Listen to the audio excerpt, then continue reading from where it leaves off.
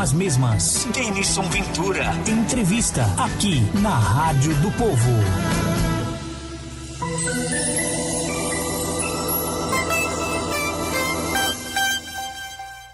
Olá, olá. São exatamente 15 horas e 36 minutos, repito, 15 horas e 36 minutos. Sou Denilson Ventura Bittencourt, já aqui em nosso estúdio, na Rádio Jornal, para 5 estados, Bahia, Pernambuco, Alagoas, Paraíba e nosso Sergipe, o ex-senador e, obviamente, aí com o nome colocado à disposição, mais uma vez para o Senado, o médico competente, doutor Eduardo Amorim. Seja bem-vindo à Rádio Jornal. Satisfação reencontrá-lo, senador.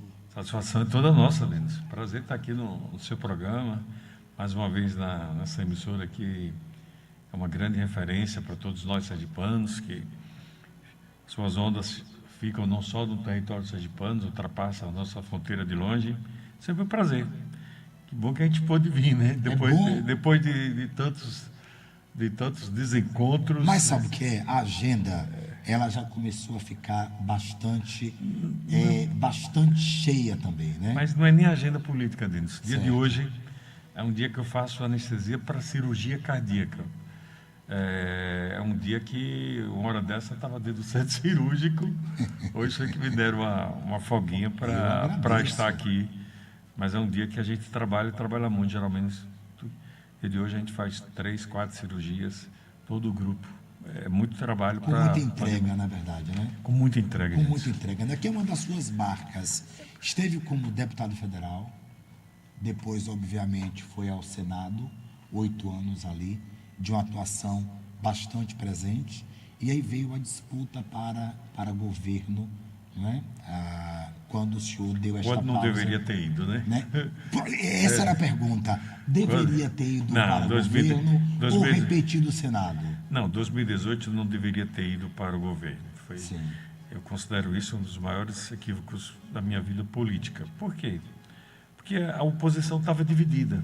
Já é difícil enfrentar uma máquina num estado pequeno como o nosso, como eu enfrentei em 2014, e dividida muito mais desafiador. Então, ali houve um desentendimento com o grupo dos Valadares, né? Acordos não foram cumpridos, e mantivemos a nossa candidatura, e ele colocou a candidatura dele também, e a oposição ficou dividida, e com certeza ficou muito mais fácil para Belivaldo vencer naquele caminho. Então, eu diria que foi um erro estratégico. Talvez se tivesse ido para a eleição, teria tido muito mais condições. Mas eu acredito muito naquilo aquela frase bíblica, aquele ditado que diz que Deus escreve certos por linhas certas.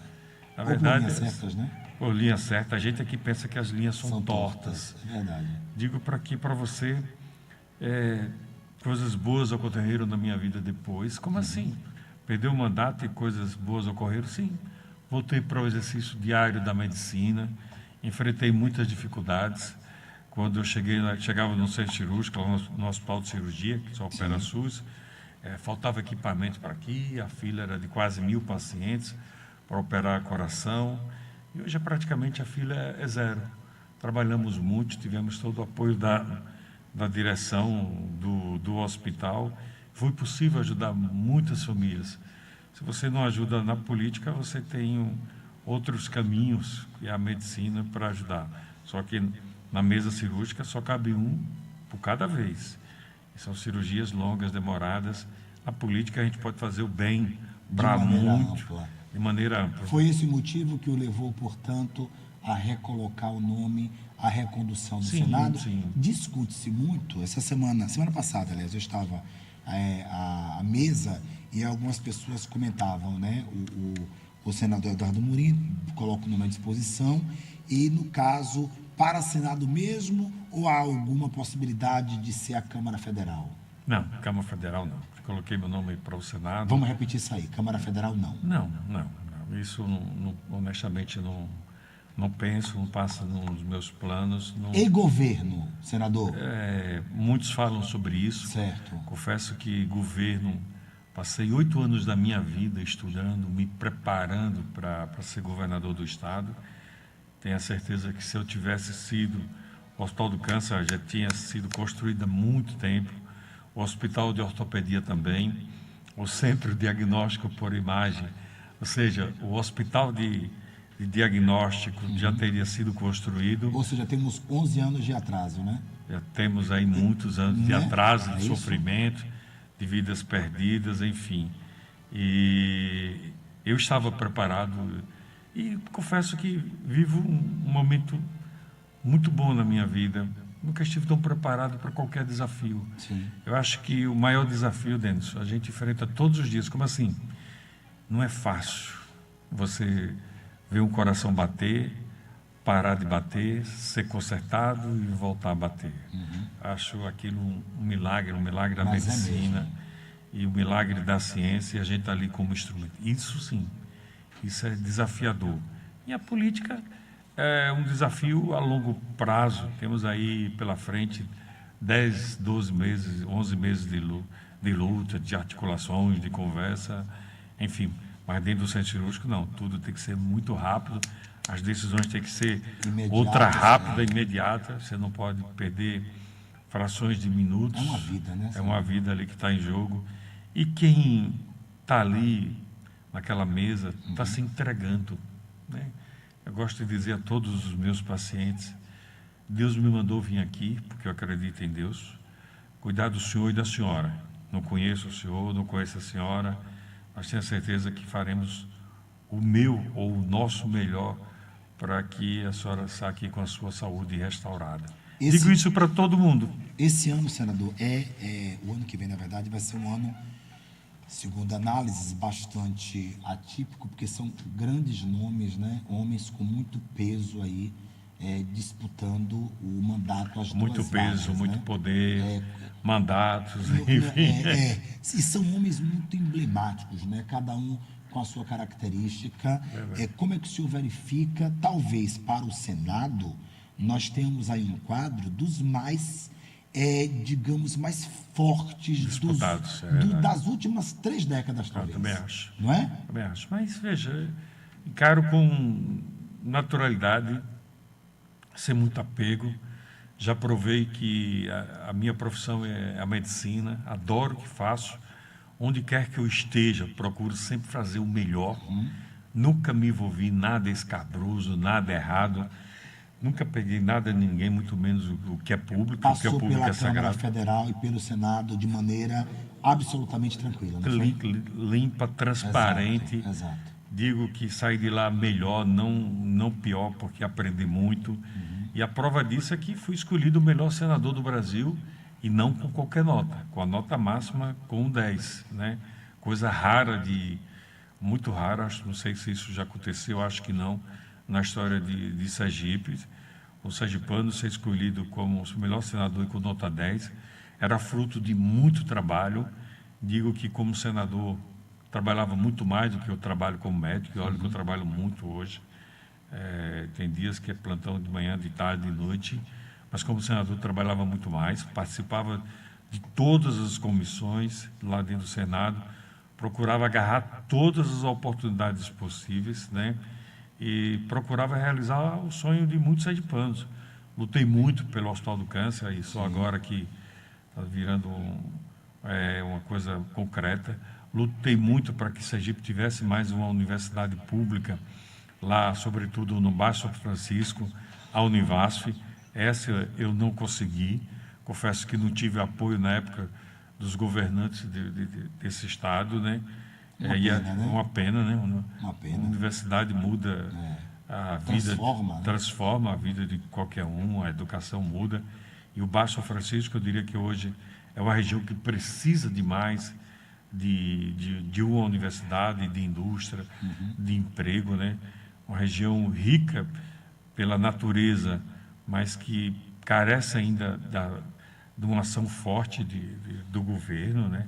Lutei muito por isso, ajudei muito a todas as cidades sergipanas, e isso era muito transparente. Eu tinha um site que você clicava em cima e você sabia todas as obras que foi mandada para o seu município, quanto custou, quanto não custou. Ninguém tinha isso. Era uma inovação naquela época. Enfim, Mas digo que, mais do que nunca, estou preparado para esse desafio. Fala-se muito do apoio da prefeita Emília Correia, né, em relação ao senhor. Eu tenho duas perguntas agora na sequência. Como é que o senhor verifica, né, o apoio da prefeita, né, que aparece também em algumas pesquisas, à frente, inclusive, do próprio governador Fábio Mitidieri, e como o senhor analisa a atuação do governo Fábio Mitidieri na atualidade? Emília, duas em uma. Emília é uma pessoa abnegada. A história de Emília é uma história muito bonita. É uma história de uma mulher guerreira, uma mãe que passou, como muitos de nós, como muitas famílias, muitas dificuldades, né? Mas que nunca desistiu. Nunca desistiu. Emília foi eleita sem ter, naquele momento, sem fazer a maioria do parlamento, mas teve a sabedoria, ou está tendo a sabedoria de compor com o parlamento. Emília pegou uma situação extremamente difícil, desafiadora da nossa capital, do transporte público. Veja que hoje Aracaju é uma das poucas cidades do Brasil a ter ônibus elétrico, Foi um avanço, né? Com ar-condicionado. Foi um avanço, né, senador? Com certeza. Foi uma coisa fantástica. Foi possível dar reajuste ao servidor, coisa que não se fazia há muito tempo, né? Chamou os representantes dos servidores, os sindicatos, para conversar e se valorizou cada servidor. Chamou boa parte está chamando ainda daqueles concursados. Pegou uma educação num momento difícil, com milhares de crianças fora da escola. Esse número ele vem reduzindo. Escolas, com déficit, inclusive, na educação. Déficit da educação, notas ruins, né? Então, você vê que na saúde, que a minha área nem se fala, é muitos desafios. Você vê que em tão pouco tempo pegou uma cidade muito esburacada, problema no lixo, na pavimentação, era muito problema. Mas você vê com muito equilíbrio, muita sabedoria, ela vem conduzindo tudo isso, colocando ali a sua mão firme, sua mão humilde, mais firme, e consertando aquilo que precisa realmente consertar. Interessante como tem um detalhe que é importante na sua fala, senador, que a prefeita entrou, primeira prefeita da história, né? E durante meses foram ataques orquestrados, né? Ainda mostrando um pouco como as mulheres ficam vulneráveis quando estão na ponta do poder, né? Pois é. O que é que o senhor acha desse processo? É um preconceito, algo maldoso, e às vezes covarde, né? Vem de uma covardia. Por que não olha ao passado? Exato. Por que não procura saber como é que estava antes? E muitos desses foram partícipes, ou colaboraram com o que estava aí, né? Mas é fácil simplesmente criticar, não olhar para trás, não olhar que participou de algumas maldades, enfim.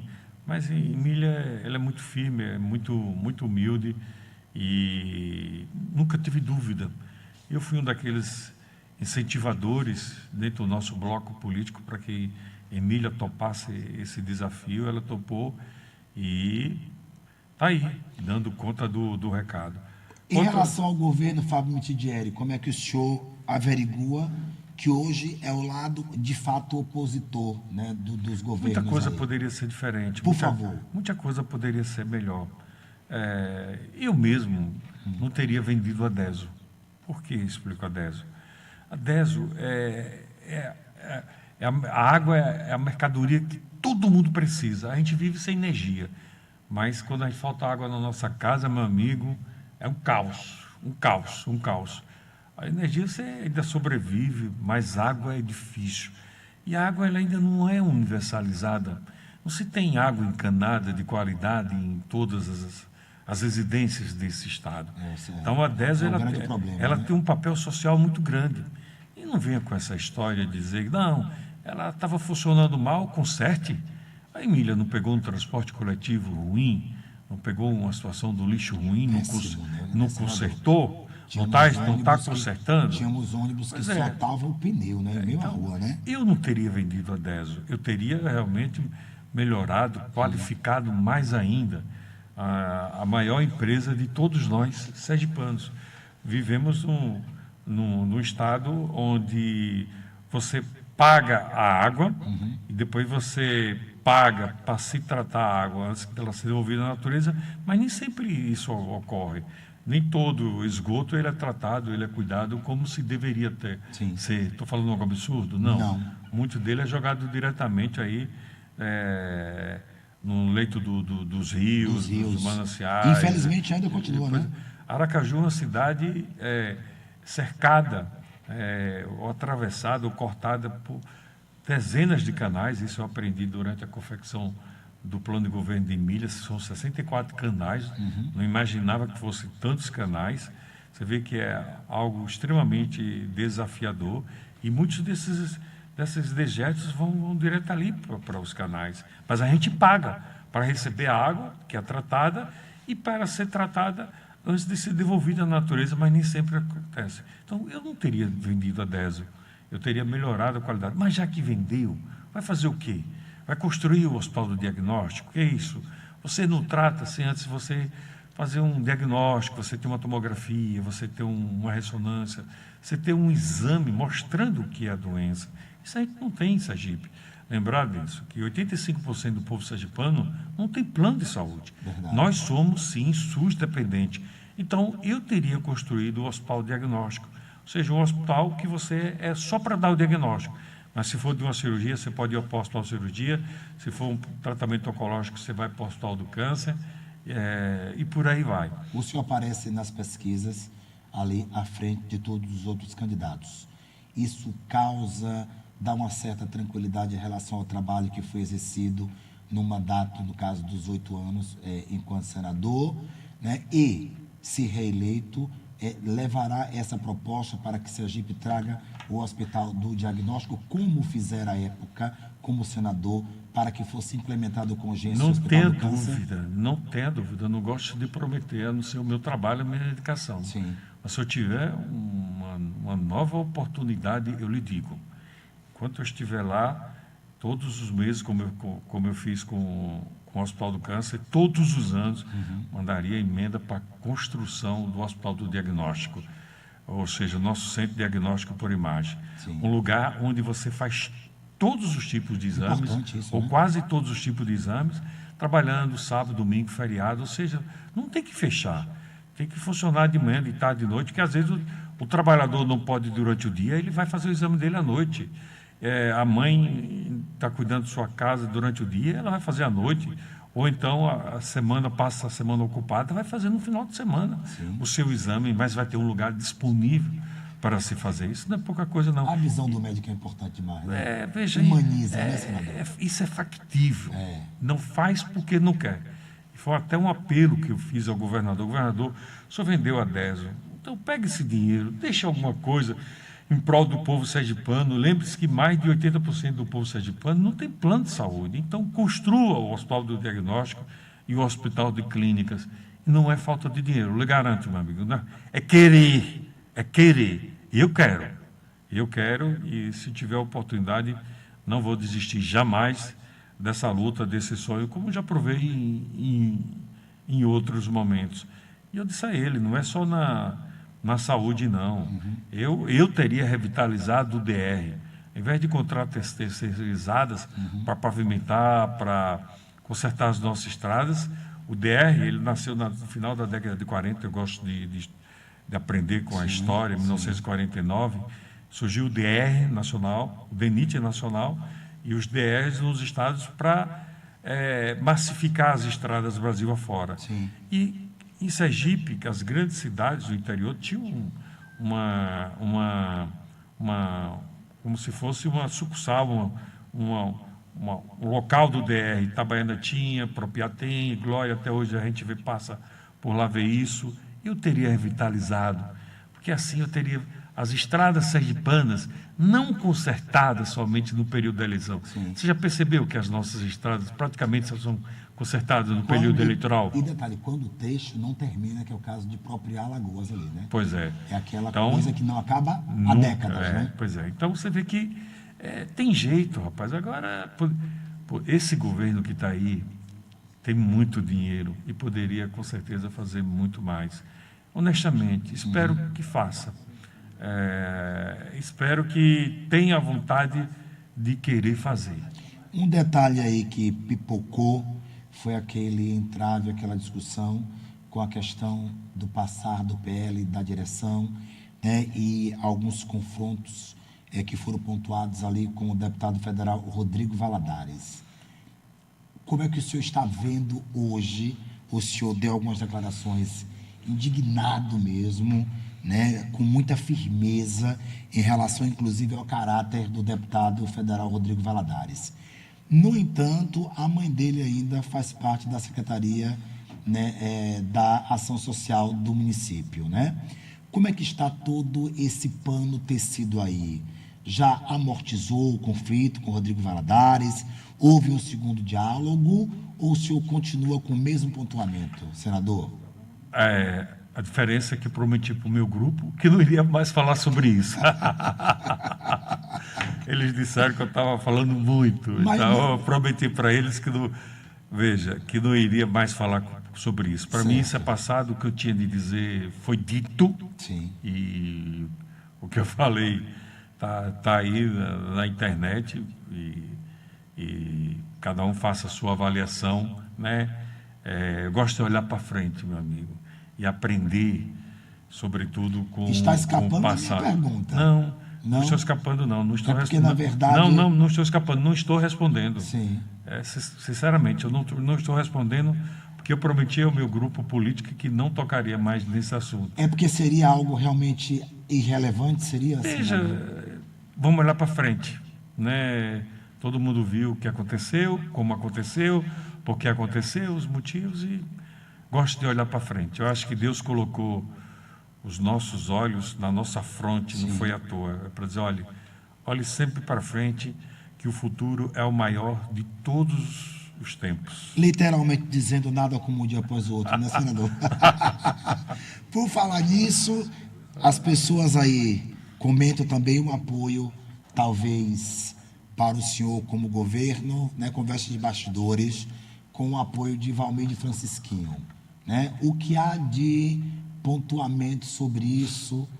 Volto a perguntar se há a possibilidade de o senhor ir para o viés do governo como opositor mais forte para o candidato aí, Fábio Mitidieri. Me fala sobre isso. Não tenho medo de desafios. Tá. Como eu disse, eu enfrento desafios todos os dias.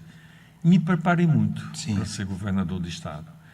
E confesso com toda a humildade possível que estaria preparado para um desafio desse. Mas não é isso que eu penso. Certo. Para esse momento da minha vida.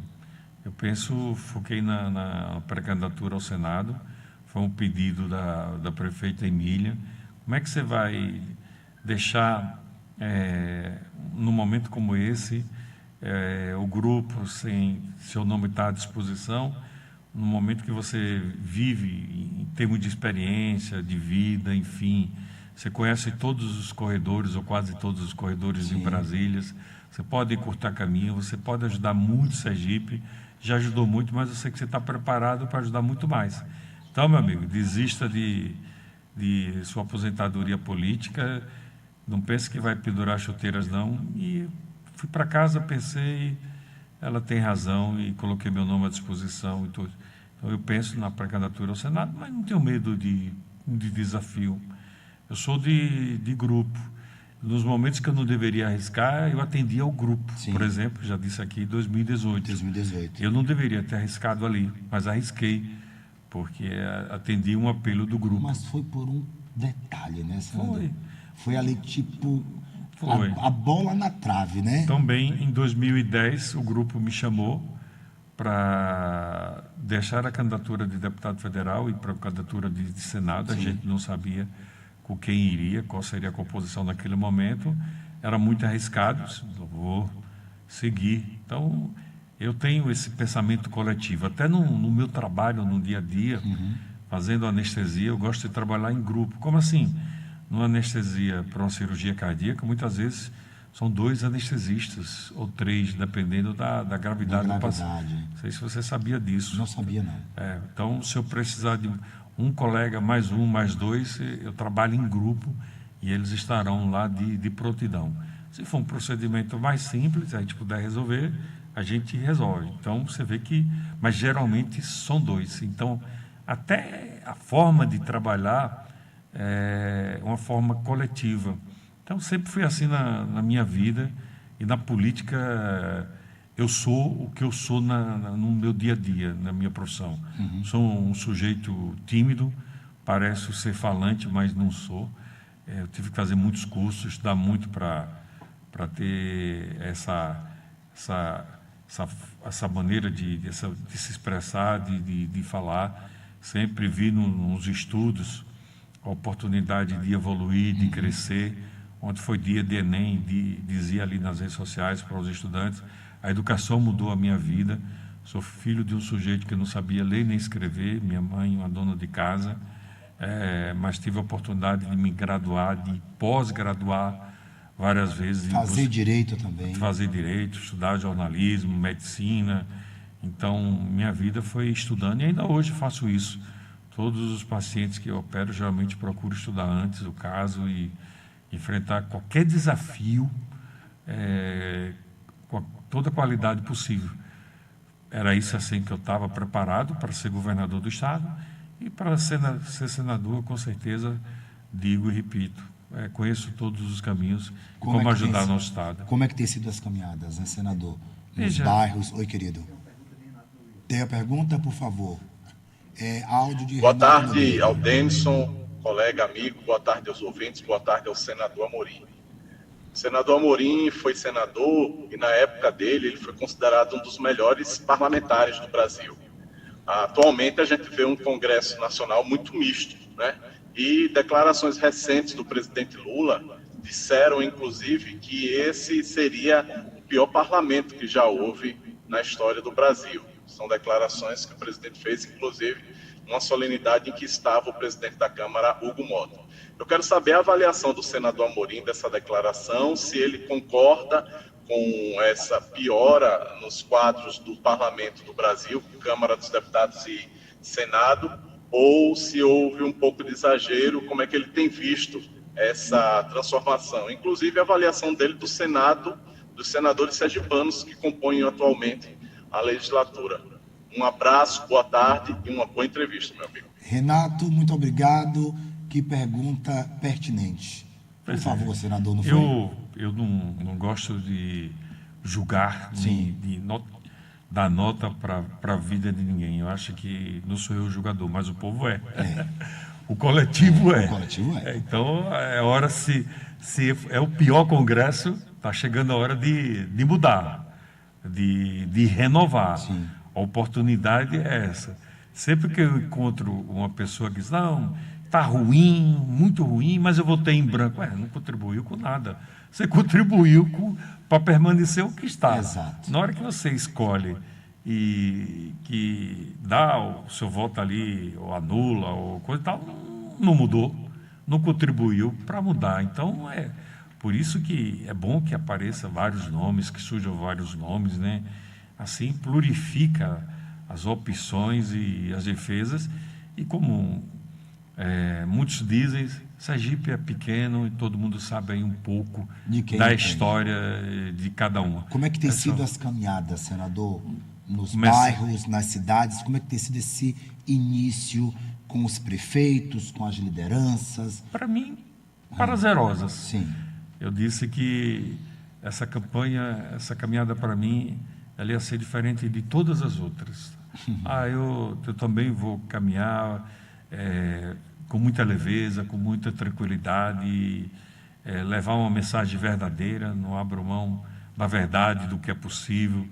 Dizer que para o sonho, por exemplo, de um hospital do diagnóstico se tornar realidade, é preciso atitude.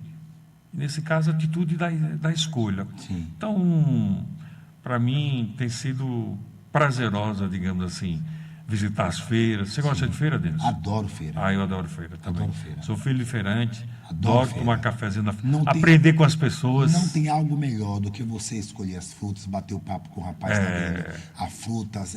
É muito E interativo. conversar. Muito interativo. Conversar, aprender. Muito, Todo muito. mundo. Inclusive, sempre- houve essa evolução maravilhosa agora, feita por Emília, né?